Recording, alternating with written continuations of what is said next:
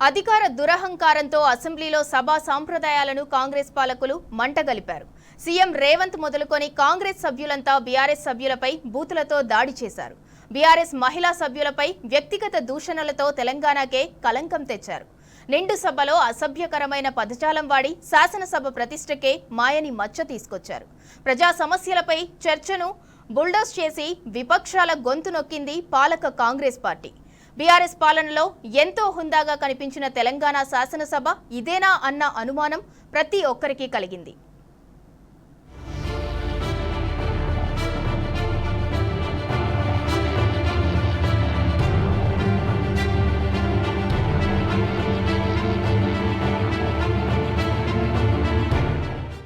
BRS సర్కార్ హయాంలో ప్రజాస్వామ్య విలువలు పెంచేలా సమావేశాలు జరిగాయి. సభా సంప్రదాయాల విషయంలో తెలంగాణ తొలి ముఖ్యమంత్రి కేసీఆర్ నిక్కచ్చిగా వ్యవహరించారు. అందుకే బీఆర్ఎస్ ఏలుబడిలో తెలంగాణ శాసనసభ గౌరవం మరింత పెరిగింది. కానీ కాంగ్రెస్ గద్దెనెక్కిన తర్వాత రెండో సమావేశాలకే సభ గౌరవం మంటగలిసింది. రేవంత్ సర్కార్ దుర్మార్గమైన వ్యవహార శైలితో శాసనసభకే కళంకం తెచ్చింది. సభ సంప్రదాయాలు లేవు, మహిళా సభ్యులపై గౌరవం లేదు. అన్నిటికీ మించి అసలు ఒక రాష్ట్ర శాసనసభలో ఉన్నాము, ప్రత్యక్ష ప్రసారంలో ప్రజలంతా మనల్ని గమనిస్తున్నారు అన్న సోయి లేకుండా పోయింది కాంగ్రెస్ సభ్యులకి. అధికార మదంతో పేట్రేగిపోతూ ప్రజాస్వామ్య విలువలకు పాతరేస్తూ అసలు శాసనసభ అంటేనే ప్రజలకు జుగుప్స కలిగేలా హీనాతిహీనంగా వ్యవహరించారు.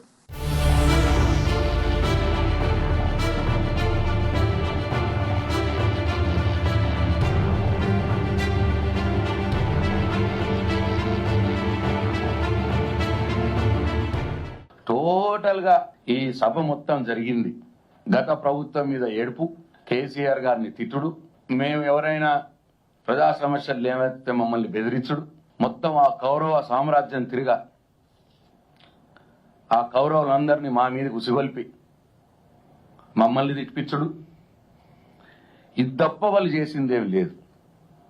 ఎంత విచిత్రం అంటే అసలు కేసీఆర్ తెలంగాణకు ఏం చేయలేదు అంటాడు ఆయన. ఫైనల్ గా కళ్ళుండి చూడలేని కబోది ముఖ్యమంత్రి రేవంత్ రెడ్డి గారు ఏమీ చేయలేదన్న మాట. అంటే కేసీఆర్ ఆనవాళ్లు చెరిపేసే ఒక కుట్రలో భాగంగా కేసీఆర్ తెలంగాణకి ఏం చేయలేదు, కేసీఆర్ తెలంగాణ ఉద్యమంలో ఏం చేయలేదు, ఇట్లా ఈ రకమైనటువంటి ఒక దౌర్భాగ్యమైన వాక్యాలు తప్పిస్తే ఈ అసెంబ్లీలో వాళ్ళు చేసిందేమి లేదు. వాళ్ళు ఏం చేస్తారో చెప్పలేదు, ఏం చేసినామో చెప్పలేదు. ప్రజల చేత ప్రజల కొరకు ఎన్నుకోబడిన ప్రజా ప్రతినిధులు చట్టసభలకు గౌరవం తెచ్చేలా వ్యవహరించాలి. తెలంగాణలో గత బీఆర్ఎస్ ప్రభుత్వం సభా మర్యాద, సభా సంప్రదాయాల విషయంలో సరికొత్త ప్రమాణాలను నెలకొల్పింది. రాజకీయాలు అసెంబ్లీ వెలుపలే.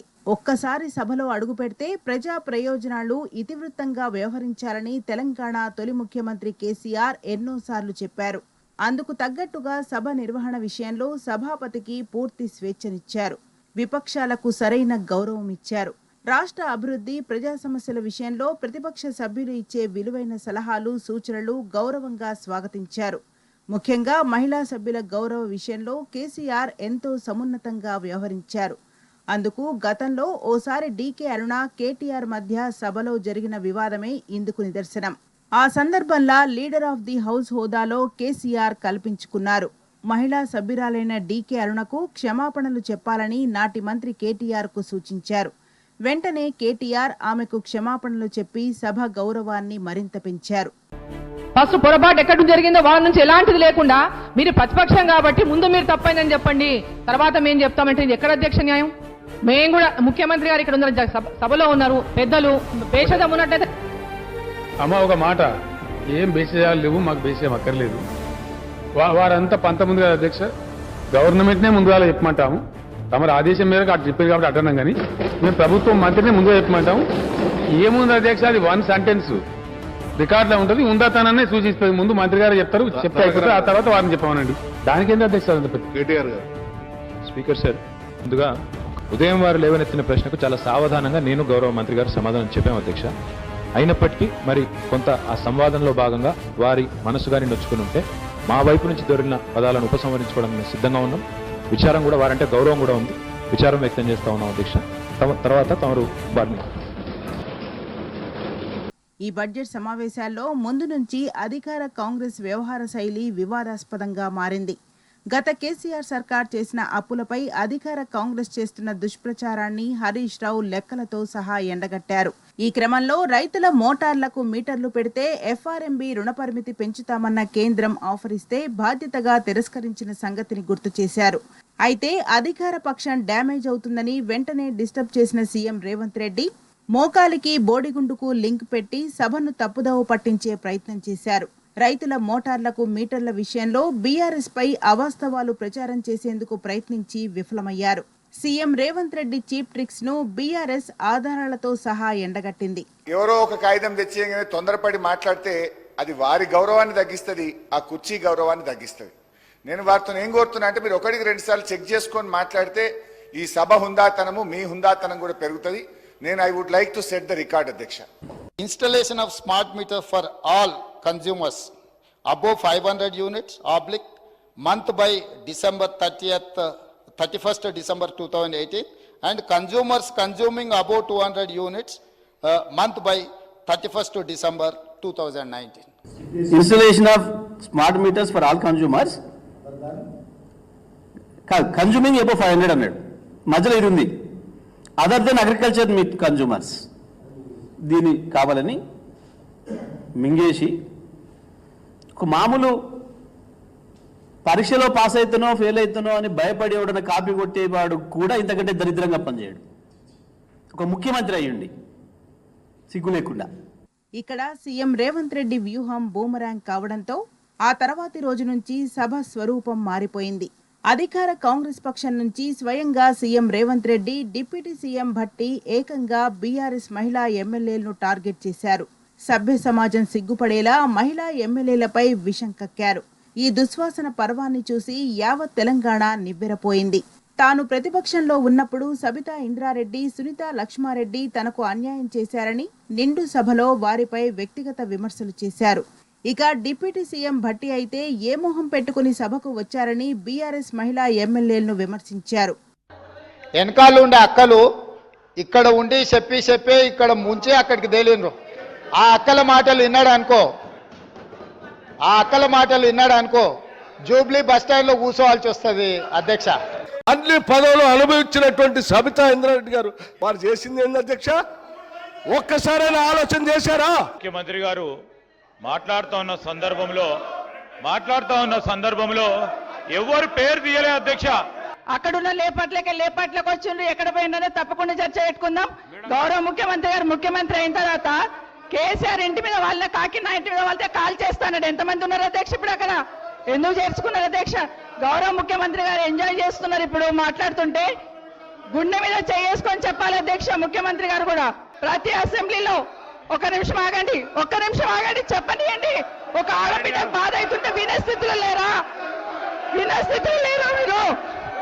ఎందుకు నన్ను టార్గెట్ చేసిండు? మాట్లాడి చెప్పండి అధ్యక్ష. ముందు కంట్రోల్లో పెట్టండి అధ్యక్ష. ఎత్ర నార్యస్తు పూజ్యతే రమంతే తత్ర దేవత. స్త్రీలు గౌరవించబడిన చోటే దేవతలు సంచరిస్తారని ఇతిహాసాలు చెబుతున్నాయి. మహిళలను గౌరవించని సమాజాలు ఉన్నతికి నోచుకోవు.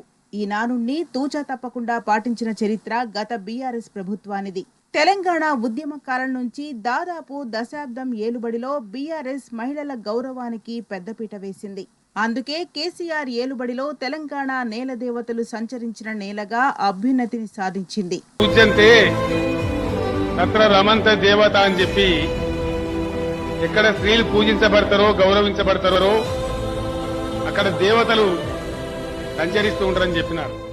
బీఆర్ఎస్ ఏలుబడిలో మహిళల గౌరవం సమున్నతంగా నిలిచిన తెలంగాణ నేలపై ఇప్పుడు దయ్యాలు రాజ్యమేలుతున్నాయి. కాంగ్రెస్ గద్దెనెక్కిన తర్వాత తెలంగాణలో అశాంతి రాజ్యమేలుతున్నది.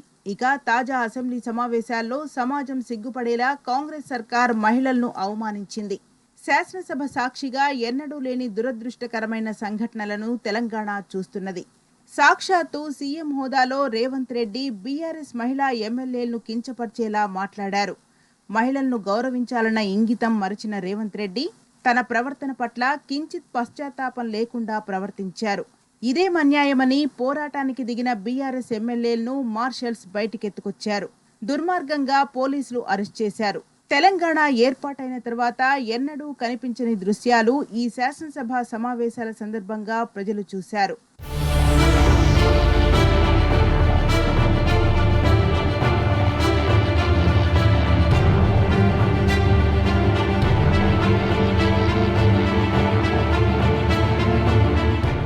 ఇక ఈ బడ్జెట్ సమావేశాల్లో అధికార కాంగ్రెస్ నేతలు మాట్లాడిన భాష రాష్ట్ర ప్రతిష్టకే మచ్చ తెచ్చింది. ఒక రాష్ట్ర శాసనసభలో ఉన్నామన్న సంగతి మర్చిపోయిన కొందరు కాంగ్రెస్ మంత్రులు అసభ్యకరమైన చేష్టలు సంఖ్యలతో సభ ప్రతిష్టకు తీవ్ర విఘాతం కలిగించారు. ఇక ఖైరతాబాద్ ఎమ్మెల్యే దానం నాగేందర్ అయితే అత్యంత దారుణమైన భాషతో సభ మర్యాదకు పాతరేశారు. బయట కూడా తిరగనివ్వమంటూ బూతు పురాణం అందుకున్నారు. అసభ్యకర పదజాలంతో సహచర ఎమ్మెల్యేలను దుర్భాషలాడారు.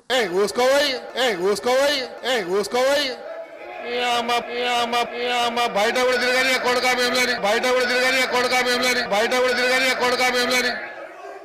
ఏమనుకుంటున్నారా మీరు? ఏమనుకుంటున్నారా మీరు? ఏమనుకుంటున్నారా మీరు?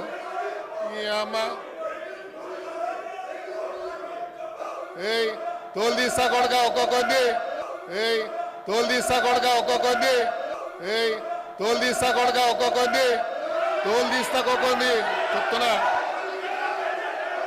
తోలు తీస్తా. ఏమరే ఏమరే ఏమరే బయట కూడా తిరగని అని చెప్తున్నా నేను. రారా రారా రారా. మొత్తంగా గత బీఆర్ఎస్ సర్కార్ హయాంలో దేశానికే ఆదర్శంగా నిలిచిన తెలంగాణ శాసనసభ ఇప్పుడు కాంగ్రెస్ తీరుతో ప్రతిష్ట కోల్పోయింది.